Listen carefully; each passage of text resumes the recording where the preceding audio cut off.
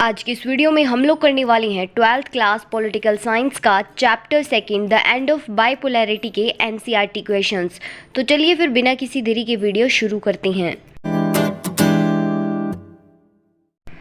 Question number first है, which among of the following statements that describe the nature of Soviet economy is wrong. यानी कि इनमें से ऐसी कौन सी स्टेटमेंट है जो सोवियत इकोनॉमी के बारे में गलत बता रखी है। तो जो फर्स्ट ऑप्शन है उसमें बता रखा है ये क्या है, डोमिनेट थी सोशलिज्म से, यानी कि वहाँ पे सोशलिज्म था, तो ये तो सही है। बी में बता रखा है तो वहाँ का जो प्रोडक्शन वगैरह था वो क्या है, सारा कुछ स्टेट ही कंट्रोल करता था, तो ये भी सही है। सी ऑप्शन में बता रखा है कि वहाँ के जो लोग थे वो इकोनॉमिक फ्रीडम इंजॉय करते थे, तो ये तो गलत है, तो इसका आंसर होगा ऑप्शन सी। और डी में बता रखा है कि जो हर एक चीज़ थी उनकी इकोनॉमी की वो प्लान की जाती थी स्टेट के थ्रू, यानी कि गवर्नमेंट के थ्रू, तो ये भी सही है। तो सेकंड क्वेश्चन के अंदर जो स्टेटमेंट्स दे रखी हैं उनको क्रोनोलॉजिकल ऑर्डर में हमें अरेंज करना है, यानी कि पहले क्या हुआ फिर उसके बाद में क्या हुआ, तो इस तरह से हमें अरेंज करना है। तो यहाँ पे इसका आंसर है कि जो सबसे पहले हुआ रशियन रेवोल्यूशन 1917 में, उसके बाद में हुआ सोवियत इन्वेजन अफगानिस्तान में 1979 में, और उसके बाद में जो बर्लिन वॉल है वो गिरी नवंबर 1989 में, और लास्ट में क्या है, डिसइंटीग्रेशन हुआ सोवियत यूनियन का।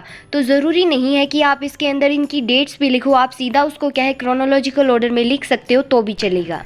क्वेश्चन नंबर 3 है, which among of the following is not an outcome of the disintegration of the USSR. यानी कि जब जो यूएसएसआर है वो बिखर गया उसके बाद में जो नतीजे निकले उनमें से कौन सा नतीजा रिलेटेड नहीं है यूएसएसआर के। फर्स्ट ऑप्शन में बता रखा है कि जो आइडियोलॉजिकल वॉर था वो खत्म हो गया यूएसए और यूएसएसआर के बीच में, तो वो सही है। यूएसएसआर के खत्म होने के बाद ये आइडियोलॉजिकल वॉर भी खत्म हो गया। दूसरा है कि यूएसएसआर के खत्म होने के बाद जो सीआईएस है उसका फॉर्मेशन हुआ, यानी कि जो कॉमनवेल्थ ऑफ इंडिपेंडेंट स्टेट है वो बनी, ये भी सही है। ऑप्शन सी में बता रखा है कि जो बैलेंस हुआ पावर का वो भी बदल गया पूरे वर्ल्ड के अंदर, अब क्या है यूनिपोलर वर्ल्ड बन गया था, पहले बाइपोलर था, तो ये भी सही है। और ऑप्शन डी में बता रखा है कि यूएसएसआर के खत्म होने के बाद क्या हुए, जो क्राइसिस थी मिडल ईस्ट के अंदर वो शुरू हुई, तो ये तो गलत है। जो डिसइंटीग्रेशन हुआ यूएसएसआर का उसका नतीजा जो क्राइसिस थे मिडिल ईस्ट में वो तो नहीं थे, तो इसका आंसर होगा ऑप्शन डी। तो अब आते हैं हमारे मैच द फॉलोइंग। तो पहला है हमारे पास मिखेल गोर्बाचेव। जो मिखेल गोर्बाचेव था उसने रिफॉर्म्स इंट्रोड्यूस किए थे, तो फर्स्ट का आंसर होगा सी। तो जो शॉक थेरेपी थी वो क्या है, इकोनॉमिक मॉडल था रशिया का, तो इसका आंसर सेकंड का होगा डी। और थर्ड है रशिया, तो इसका आंसर होगा option A, successor of USSR, क्योंकि रशिया ही था यूएसएसआर का सक्सेसर। फोर्थ है बोरिस यल्त्सिन, और ये जो बोरिस यल्त्सिन था वो क्या था, प्रेसिडेंट था रशिया का, इसलिए इसका आंसर होगा ई। और जो फिफ्थ है वॉर्सा, और वॉर्सा क्या था, एक मिलिट्री पैक्ट था, तो फिफ्थ का आंसर होगा बी। क्वेश्चन नंबर 5 है जिसके अंदर आते हैं हमारे फिलप्स। तो पहला फिलप देखते हैं, the Soviet political system was based on dash ideology. यानी कि जो सोवियत का पॉलिटिकल सिस्टम था वो कौन सी आइडियोलॉजी पे था, ये तो सभी को पता ही होगा ना, वो था सोशलिज्म। सेकंड है, dash was the military alliance started by the USSR. यानी कि यूएसएसआर ने कौन सा मिलिट्री अलायंस बनाया था, और उसका आंसर होगा वॉर्सा पैक्ट, उसने वॉर्सा पैक्ट ही 2 बनाया था। क्वेश्चन नंबर 3 है, dash party dominated the Soviet unions political system. यानी कि ऐसी कौन सी एक पार्टी थी जो डोमिनेट करती थी सोवियत का जो पॉलिटिकल सिस्टम है उसको, और इसका आंसर होगा कम्युनिस्ट पार्टी, तो वो एक ही पार्टी थी वहाँ। क्वेश्चन नंबर 4 है, dash initiated the reforms in the USSR in 1985। यानी कि 1985 के अंदर यूएसएसआर में कौन रिफॉर्म्स लाया था, और इसका आंसर होगा मिखेल गोर्बाचेव, वही रिफॉर्म्स लाया था। क्वेश्चन नंबर 5 है, the fall of the dash symbolize the end of the Cold War. यानी कि किस चीज़ के गिरने का सिंबल है कि जो कोल्ड वॉर है वो खत्म हो गया, तो इसका आंसर होगा बर्लिन वॉल। तो बर्लिन वॉल जैसे ही गिरी वो सिंबल था कि जो कोल्ड वॉर है वो खत्म हो गया। अब आता है आपका क्वेश्चन नंबर 6। इस क्वेश्चन को कराने से पहले मैं आपको बता दूं कि अगर आपने इस चैप्टर की एक्सप्लेनेशन वीडियो नहीं देखी है जिसमें एडिट टॉपिक्स भी है, तो इसका लिंक डिस्क्रिप्शन में है, वो चेक करना बिल्कुल मत भूलना, क्योंकि इसमें क्या है जो इंपॉर्टेंट एडिट टॉपिक है वो मैंने सारे पढ़ाए हुए हैं। Mention any 3 features that distinguish the Soviet economy from that of the capitalist country like the US। यानी कि हमें यहाँ पर ऐसे 3 फीचर्स बताने हैं जो क्या है, जो सोवियत की इकोनॉमी है उसको अलग करती है जो कैपिटलिस्ट इकोनॉमी है यूएस की उससे। तो यहाँ पर मैंने आपको 3 की जगह 5 बता रखी है। तो पहला पॉइंट देखते हैं कि जो सोवियत इकोनॉमी है वो क्या है, एक कॉम्प्लेक्स कम्युनिकेशन नेटवर्क है उसका, उसके पास क्या है बहुत ही ज़्यादा एनर्जी रिसोर्सेज है, और अच्छा ट्रांसपोर्ट सिस्टम है, जो दूर दूर इलाके हैं शहरों से उनको भी कनेक्ट करता है। दूसरा पॉइंट है कि जो सोवियत इंडस्ट्री है ना, वो हर एक चीज़ अपने देश के अंदर ही बनाती है। वो पिन से लेकर कार तक अपनी कंट्री के अंदर ही बनाती है, लेकिन जो क्वालिटी होती है ना, वो क्या है, वेस्ट की टेक्नोलॉजी के साथ मैच नहीं करती, यानी कि जो उनके यूएस के प्रोडक्ट से मैच नहीं करती। थर्ड पॉइंट है कि जो सोवियत यूनियन है वो अपने सिटीजन्स को एंश्योर करता है जो मिनिमम स्टैंडर्ड लिविंग है वो, यानी कि वहाँ की जो गवर्नमेंट है वो हर एक सिटीज़न को बेसिक नेसेसिटी प्रोवाइड करता है, जैसे कि हेल्थ, एजुकेशन और जो वेलफेयर स्कीम्स हैं वो। फोर्थ पॉइंट है कि जो यूएसएसआर है उसके अंदर कोई भी अनएम्प्लॉयड नहीं है, यानी कि वहाँ पर एक भी ऐसा आदमी नहीं है जिसको क्या है काम ना मिला हो। फिफ्थ पॉइंट है कि यूएसएसआर के अंदर जितनी भी ज़मीन और जितनी भी संपत्ति है वो सारी की सारी क्या है, स्टेट की है। कोई भी जो संपत्ति है वो एक इंडिविजुअल की नहीं हो सकती वहाँ पर। क्वेश्चन नंबर 7 है, what were the factors that forced Gorbachev to initiate the reforms in the USSR, यानी कि ऐसे कौन से फैक्टर्स थे वहाँ पे जिसने क्या है गोर्बाचेव को मजबूर किया कि वो वहाँ पर यूएसएसआर में क्या है नए रिफॉर्म्स लाए। तो इसका आंसर देखते हैं। तो जो मिखेल गोर्बाचेव था ना, वो जनरल सेक्रेटरी था कम्युनिस्ट पार्टी का सोवियत यूनियन में, और ये बात थी 1985 की। तो अब हम देखते हैं कौन से फैक्टर्स ने गोर्बाचेव को मजबूर किया। तो पहला पॉइंट है, तो जो टेक्नोलॉजी थी ना यूएसएसआर की, वो क्या है मैच नहीं कर रही थी यूएसए के साथ, और वही चीज़ उसको फोर्स करी कि क्या है जो यूएसएसआर की टेक्नोलॉजी है वो भी क्या है यूएसए के मुकाबले में खड़ी हो, वो चाहता था। और गोर्बाचेव को ये चीज़ भी फोर्स कर रही थी कि जो रिलेशन है यूएस के साथ, जो वेस्ट के साथ, वो क्या है नॉर्मल किए जाए, कोई भी लड़ाई झगड़ा ना किया जाए। थर्ड पॉइंट है कि वो डेमोक्रेसी लाना चाहता था सोवियत सिस्टम में, और जो गोर्बाचेव था उसको ये चीज़ भी अच्छी नहीं लग रही थी कि लोगों को क्या है इतना बांध के रखा हुआ है, इसीलिए वो क्या है जो एडमिनिस्ट्रेटिव सिस्टम था उसके अंदर कुछ छूट भी करना चाहता था।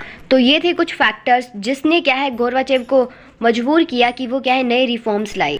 क्वेश्चन नंबर 8 है, what were the major consequences of the disintegration of the Soviet Union for countries like India, यानी कि जब जो सोवियत यूनियन है वो टूट गया तब जो अदर कंट्रीज थी इंडिया की तरह, उन पे क्या रिजल्ट निकला उसका। तो इसका आंसर देखते हैं। तो पहला पॉइंट है, जो डिसइंटीग्रेट हुआ सोवियत यूनियन का, उससे क्या फर्क पड़ा कि जो कोल्ड वॉर है वो खत्म हो गया। अब कोई भी जो आइडियोलॉजिकल डिस्प्यूट थी, यानी कि आइडियोलॉजी को लेकर जो झगड़े थे वो नहीं होने वाले थे, और जो मिलिट्री अलायंस था जैसे वार्सा पैक्ट था वो भी क्या है खत्म हो गया था, और जो डिमांड थी वर्ल्ड पीस और सिक्योरिटी की वो बढ़ गई थी।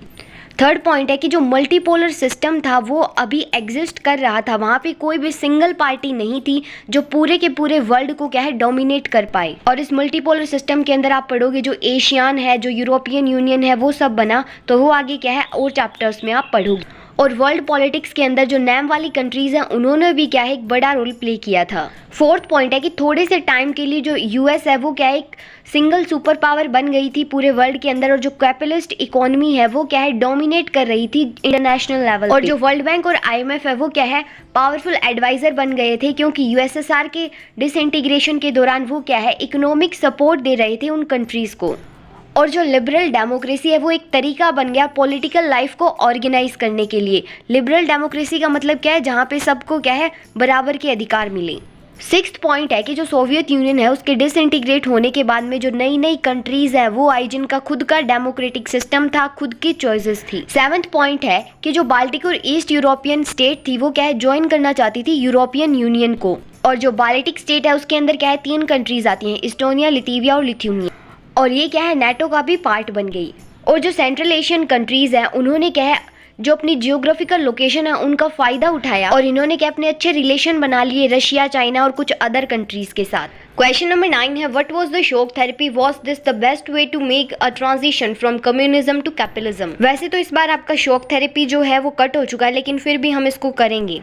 तो इस क्वेश्चन में हमसे पूछ रखा है कि शॉक थेरेपी क्या थी, और क्या ये जो शॉक थेरेपी थी वो क्या है कम्युनिज्म को कैपिटलिज्म में बदलने का, तो ये हमें बताना है। तो इसका आंसर देखते हैं। तो ये जो शॉक थेरेपी थी ना वो बहुत ही ज़्यादा एक पेनफुल प्रोसेस था, जिसके अंदर क्या होता है ना जो सोशलिज्म सिस्टम था उसको जो कैपिटलिज्म सिस्टम है उसके अंदर बदल दिया था। और सोशलिज्म में क्या था कि जो सारा कुछ सिस्टम था वो क्या है गवर्नमेंट के अंडर था, और जितनी भी प्रॉपर्टी है वो भी सारी क्या है गवर्नमेंट के अंडर थी। लेकिन कैपिटलिज्म में क्या था एक डेमोक्रेटिक सिस्टम था, और ये जो ट्रांसफॉर्मेशन सिस्टम था ना सोशलिज्म को कैपिटलिज्म में बदलने का, ये इन्फ्लुएंस किया था जो वर्ल्ड बैंक और आईएमएफ है उसने रशिया के अंदर, सेंट्रल एशिया में और जो ईस्ट यूरोप में है उसके अंदर।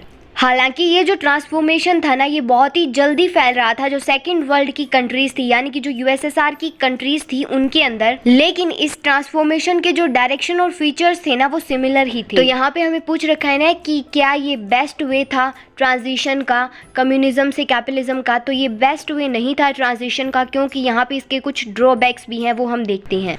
तो पहले पॉइंट में बता रखा है कि जो रशिया इतना बड़ा स्टेट कंट्रोल इंडस्ट्रियल कॉम्प्लेक्स है, यानी कि इसकी जो सारा इंडस्ट्री का सिस्टम है वो क्या है, गवर्नमेंट के अंडर आता है। उसने अपनी जो 90% इंडस्ट्रीज थी वो क्या है, बेच दी थी प्राइवेट इंडिविजुअल और कंपनीज को। तुम सोच सकते हो इससे कितना नुकसान हुआ होगा रशिया को। सेकेंड पॉइंट है, it created the largest garage sale in history, यानी कि ये जो सेल हुई, यहाँ पर जो चीज़ें बेची गई वो हिस्ट्री में सबसे ज़्यादा चीज़ें यहाँ पर बेची गई थी। और इस वजह से क्या हुआ, जो उन्होंने इंडस्ट्री खरीदी थी ना प्राइवेट लोगों ने, वो उसको इंडस्ट्री को गिरा के वहाँ पे क्या है मार्केट्स भी बना दी गई।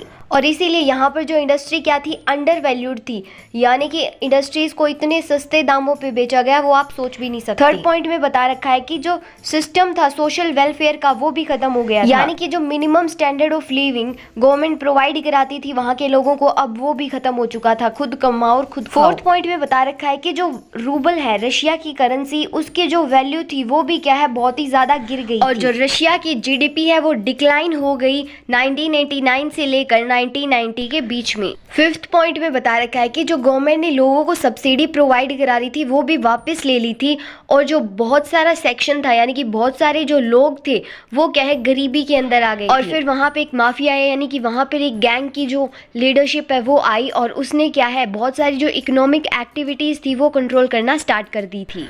सिक्स्थ पॉइंट में बता रखा है कि प्राइवेटाइजेशन की वजह से क्या हुआ ना, रशिया के अंदर असमानता आ गई, और यहाँ पे क्या है जो ग्रुप है वो डिवाइड हो गए रिच और पुअर के बीच में, जिसकी वजह से जो इकोनॉमिक इनइक्वालिटी है वो बढ़ गई। और सेवंथ पॉइंट में बता रखा है कि शॉक थेरेपी की वजह से क्या हुआ कि जितनी भी इकोनॉमी थी उस रीजन की वो सारी की सारी बर्बाद हो गई। क्वेश्चन नंबर 10 है, राइट एन एसे फॉर और अगेंस्ट द फॉलोइंग प्रोपोजिशन, यानी कि यहाँ पे जो हमें स्टेटमेंट दे रखी है या तो इसके हक में या फिर इसके विरुद्ध में हमें क्या एक ऐसे टाइप लिखना है। तो स्टेटमेंट क्या है वो अब हम देखते हैं। With the disintegration of the second world, India should change its foreign policy and focus more on friendship with the US rather than with traditional friends like Russia. तो यहाँ पे हमें बता रखा है कि जो यूएसएसआर था, जो सेकेंड वर्ल्ड था, वो डिसइंटीग्रेट हो गया, तब जो इंडिया था ना उसको अपनी जो फॉरेन पॉलिसी थी वो बदल लेनी चाहिए थी, और इंडिया को फोकस करना चाहिए था कि वो क्या है यूएसए के साथ अपनी फ्रेंडशिप बढ़ा ले, बजाय कि जो उसका ट्रेडिशनल यानी कि जो उसका। तो ये जो स्टेटमेंट दे रखी है ना, तो इसका आंसर या तो हमें स्टेटमेंट तो इसका आंसर है कि जो इंडिया है उसको क्या है अपनी फॉरेन पॉलिसी नहीं बदलनी चाहिए, और उसको फोकस करना चाहिए कि वो अपनी फ्रेंडशिप है वो यूएस के साथ कर ले। लेकिन जो इंडिया है उसको क्या है रशिया के साथ अपने जो गुड रिलेशन है वो बनाए रखने की ज़रूरत है, क्योंकि जो इंडिया है उसने क्या है एक्सपीरियंस किया है रशिया के साथ अपना म्यूचुअल ट्रस्ट, इंटरेस्ट और जो लोकप्रिय धारणाएं हैं वो। तो अब इन पॉइंट्स में बता रखा है कि किस तरह से इंडिया ने एक्सपीरियंस किया है अपना म्यूचुअल ट्रस्ट, इंटरेस्ट रशिया के साथ, वो अब हम देखते हैं। तो पहले पॉइंट में बता रखा है कि जो रशिया और इंडिया है ना वो अपना एक मल्टीपोलर वर्ल्ड का विजन शेयर करते हैं, और जो कि हम देख सकते हैं पहले से ही कई जो वर्ल्ड पावर है मौजूद है इंटरनेशनली, जिसके अंदर आता है कलेक्टिव सिक्योरिटी, और इसके अंदर बहुत सारा एरिया भी आता है, और जो डिसीजन मेकिंग बॉडीज है यूएन की तरह उसमें भी वो क्या है अपना डिसीजन लेते हैं। सेकंड पॉइंट में बता रखा है कि 2000 के अंदर जो इंडो रशियन स्ट्रेटेजिक एग्रीमेंट हुआ उसके एक पार्ट की तरह इंडिया और रशिया ने क्या है 80 से भी ज़्यादा बायलैटरल एग्रीमेंट एक्सपीरियंस किए थे। थर्ड पॉइंट में बता रखा है कि इंडिया के अंदर कुछ इश्यूज चल रहे थे, जैसे कि कश्मीर इशू हो गया, एनर्जी सप्लाई हो गया, कुछ इन्फॉर्मेशन शेयरिंग वाला हो गया, और जो इंटरनेशनल टेररिज्म है, और जो एक्सेस हो गया सेंट्रल एशिया का, और जो बैलेंस रिलेशन बनाने में चाइना के साथ। तो इन सभी से क्या है इंडिया को जो रशिया की रिलेशनशिप है उससे बहुत ज़्यादा फायदा हुआ। फोर्थ पॉइंट में बता रखा है कि जो रशिया है वो इंडिया की न्यूक्लियर एनर्जी प्लान में बहुत ही ज़्यादा इंपॉर्टेंट रोल प्ले करता है, और जब भी इंडिया की स्पेस इंडस्ट्री को क्रायोजेनिक रॉकेट्स की ज़रूरत पड़ता है तब वो रशिया क्या है वो रॉकेट्स इंडिया की स्पेस इंडस्ट्री को दे देता है। फिफ्थ पॉइंट में बता रखा है कि जो इंडिया है उसने क्या पार्टनरशिप और इन्वेस्टमेंट कर रखी है ऑयल फील्ड्स में, जो रशिया और उसकी जो रिपब्लिक्स है जैसे कजाकिस्तान, तुर्कमेनिस्तान, तो उससे भी इसको क्या है बहुत ज़्यादा फायदा हुआ है। सिक्स्थ पॉइंट में बता रखा है कि जो रशिया की सेकंड लार्जेस्ट आर्म मार्केट, तो उसके अंदर क्या है, रशिया को इंडिया से बहुत ज्यादा बेनिफिट मिलता है, और जो इंडिया की मिलिट्री है ना, उसका जो most of the hardware stuff है वो रशिया से ही आता है। और सेवन पॉइंट में बता रखा है कि रशिया और इंडिया ने क्या है, बहुत सारे जो साइंटिफिक प्रोजेक्ट है उन पे भी कोलैबोरेट किया है। तो यहीं पर आपके क्वेश्चन आंसर खत्म होते हैं। अगर वीडियो पसंद आई हो तो इसे लाइक कर देना, और हाँ, जियोग्राफी, हिंदी, इंग्लिश के भी क्वेश्चन आंसर अवेलेबल है, आप उन्हें भी चेक कर सकते हैं।